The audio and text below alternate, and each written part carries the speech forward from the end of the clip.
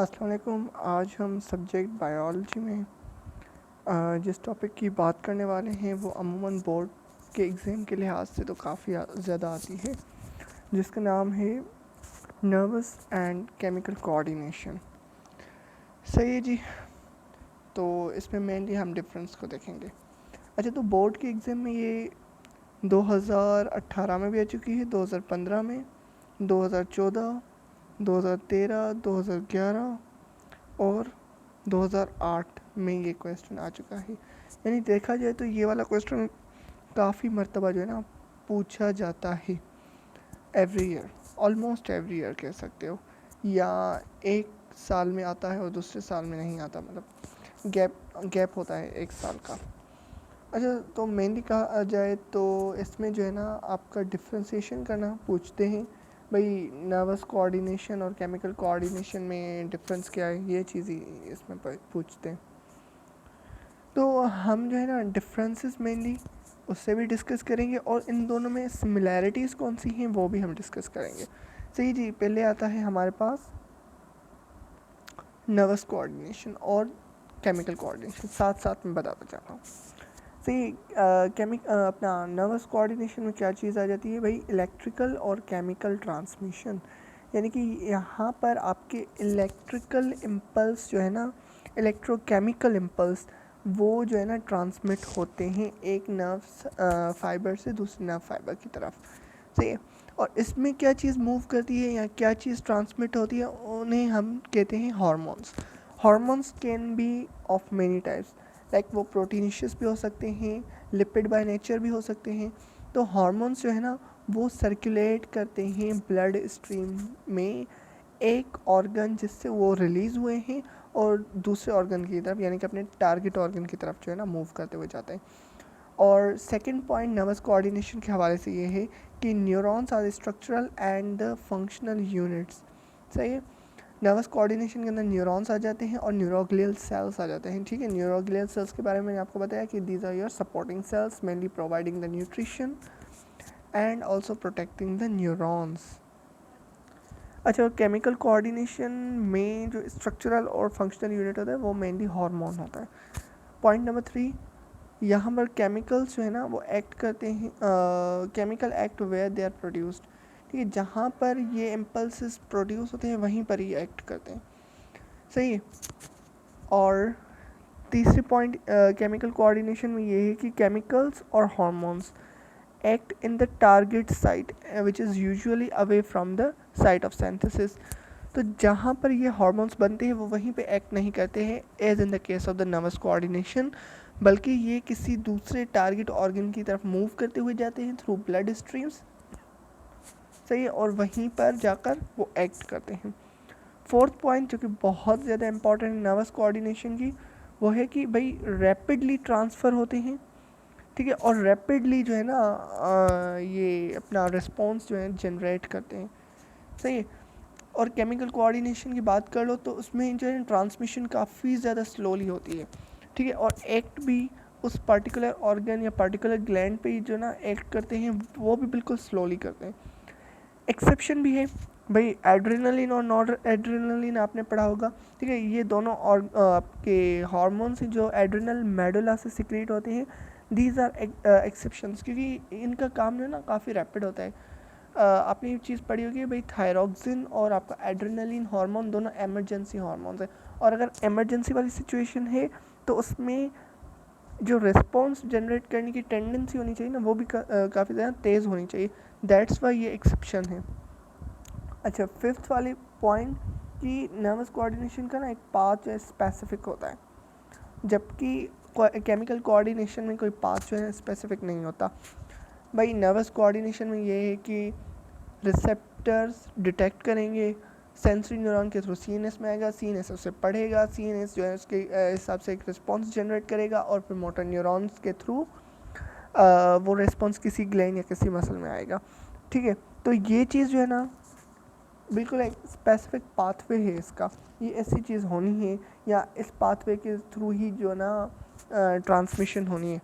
पर chemical coordination में यहाँ पर थोड़ा ना चेंज है कि भाई किसी ऑर्गन कोई ऑर्गन है, कोई ग्लैंड है जो कि हार्मोन सिक्रेट कर रहा है, वो ब्लड स्ट्रीम्स के थ्रू जाएगा, ठीक है। ब्लड स्ट्रीम्स के थ्रू जाकर फिर उस पर्टिकुलर ऑर्गन पे एक्ट करेगा, ठीक है। पाथवे जो है ना वो स्पेसिफिक नहीं होता, कभी किसी ब्लड वेसल के थ्रू जाएगा, कभी किसी ब्लड वेसल के थ्रू जाएगा, सही है। और ज़रूरी ये भी नहीं है कि हार्मोन्स जो है ना ब्लड स्ट्रीम्स के थ्रू मूव करते जाए, कुछ ऐसे ग्लैंड्स भी होते हैं, कभी इस पे भी लेक्चर बनाऊंगा, कभी हमारे पास ऐसे ग्लैंड्स भी होते हैं जो कि भाई अगर हार्मोन सिक्रीट कर रहे हैं वो अपने एडजेसेंट सेल पर ही लगे हुए रिसेप्टर्स पे वो एक्ट करेंगे हार्मोन, यानी कि उससे ब्लड स्ट्रीम में जाने की ज़रूरत ही नहीं पड़ेगी, सही है। अच्छा, 6th पॉइंट कि भाई नर्वस कोऑर्डिनेशन में ट्रांसमिशन भले ही रैपिड हो, पर जो आपका रेस्पॉन्स जनरेट होता है वो बिल्कुल शॉर्ट टर्म होता है, थोड़ी देर के लिए होता है, सही है। जबकि केमिकल कोऑर्डिनेशन में जो चेंज आता है, जो रिस्पॉन्स जनरेट होता है वो लॉन्ग टर्म, काफ़ी मतलब काफ़ी अरसे के लिए जो है ना वो हार्मोन्स जो है ना एक्ट करते हैं उस जगह पे, सही है, लॉन्ग लास्टिंग होते हैं।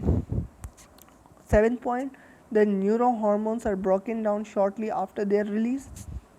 आपने शायद ही ये चीज़ पढ़ी होगी साइनेप्स के अंदर कि भाई अगर एक दफ़ा न्यूरो ट्रांसमीटर्स अपने रिसेप्टर्स जो कि उनके पोस्ट साइनेप्टिक मेम्ब्रेन पर अटैच्ड होते हैं उस पर बाइंड होते हैं, तो आफ्टर बाइंडिंग अगर ट्रांसमिशन हो जाती है, एक न्यूरॉन से दूसरी न्यूरॉन की तरफ अगर ट्रांसमिशन हो जाती है तो उसके फ़ौरन बाद ही वो न्यूरो ट्रांसमीटर टूटता है और जो अगेन वेसिकल के अंदर बंद हो जाता है, ठीक है, ताकि आपका न्यूरॉन जो है ना ज़्यादा इरिटेट ना हो, ज़्यादा एक्साइट दोबारा से ना कर जाए, सही है। पर इसमें क्या होता है कि भाई hormones remain active for much longer duration. Chemical coordination में ये होता है कि हार्मोन्स जो है ना काफ़ी अरसे के लिए वो एक्टिव रहते हैं, यही वजह है कि उनका जो इफ़ेक्ट होता है वो लॉन्ग लास्टिंग होता है। अच्छा, तो ये थी इन दोनों के दरमियान जो है ना डिफ्रेंसीशन। अब ऊपर हमने डिसिमिलैरिटीज़ की बात कर ली, अब हम जो है ना सिमिलैरिटीज़ की बात करेंगे, दोनों के अंदर क्या कौन कौन सी सिमिलैरिटीज़ हैं। तो नर्वस कोऑर्डिनेशन और केमिकल कोऑर्डिनेशन के अंदर सिमिलैरिटीज़ ये है कि both are the means of coordination, दोनों के थ्रू ही कोऑर्डिनेशन होती है, सही है। दो पर्टिकुलर ऑर्गन या दो से ज़ायद पर्टिकुलर ऑर्गन्स के दरमियान कोऑर्डिनेशन दोनों के थ्रू हो सकती है। Second point, both operate under the influence of external और इंटरनल स्टिमुलाई, दोनों तब तक एक्ट नहीं करेंगे जब तक उन्हें कोई स्टिमुलाई मिलता नहीं है, वेदर वो आपका स्टिमुलाई एक्सटर्नली उन्हें मिले या इंटरनली जो है ना मिल जाए, पर स्टिमुलाई के बगैर ये दोनों एक्ट नहीं करेंगे। Point 3, both are involve in homeostasis. Homeostasis का आपको पता होगा कि हमारी बॉडी के अंदर एक ऐसा सिस्टम होता है जो कि हमारी बॉडी में वाटर बैलेंस, टेम्परेचर या जो एक्सेसिव मटेरियल वगैरह बन जाता है उन्हें ना एक इक्विलिब्रियम स्टेट में लाते हैं, सही है। स्टेडी स्टेट एक जो है ना वो मेंटेन करना इस वाले प्रोसेस का काम होता है। तो नर्वस कोऑर्डिनेशन और केमिकल कोऑर्डिनेशन दोनों के ज़रिए हम होम्योस्टेसिस को अचीव कर सकते हैं।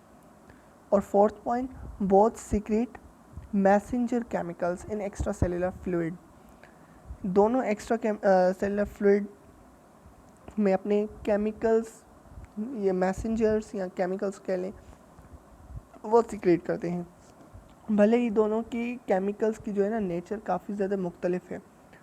नर्वस कोऑर्डिनेशन के अंदर जो केमिकल्स रिलीज़ होते हैं उन्हें आप न्यूरोट्रांसमीटर कहते हैं, सही है। और केमिकल कोऑर्डिनेशन के अंदर आपके हार्मोन्स मेनली जो है ना सीक्रेट होते हैं,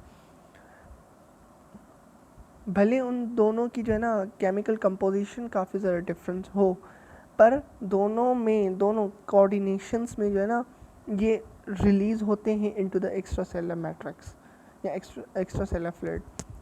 सो दैट्स इट, आज के लिए इतना ही। इंशाल्लाह नेक्स्ट वीडियो के अंदर हम किसी और टॉपिक के ऊपर बात कर लेंगे, तब तक के लिए अल्लाह हाफ़िज़।